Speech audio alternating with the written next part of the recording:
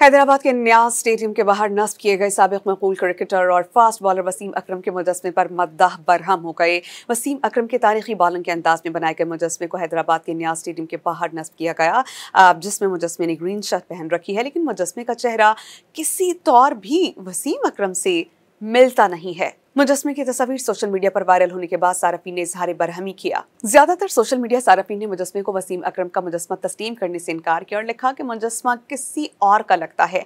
सारफीन ने वसीम अकरम के मुजस्मे को बेढंगे अंदाज में बनाने पर दिलचस्प तबसरे किए और मुंतजमीन को तनकीद का निशाना बनाया। सारफीन ने लिखा कि ना तजुर्बेकार मुजस्मा साज से वसीम अकरम का मुजस्मा तैयार करवाया जाएगा तो ऐसा ही होगा। नियाज स्टेडियम के बाहर दरवाजे के करीब ही वसीम अकरम का मुजस्मा नस्ब किया गया, ताहम ताहाल इस पर क्रिकेटर समेत स्टेडियम इंतजामिया की जानिब से कोई वजाहती बयान सामने नहीं आया।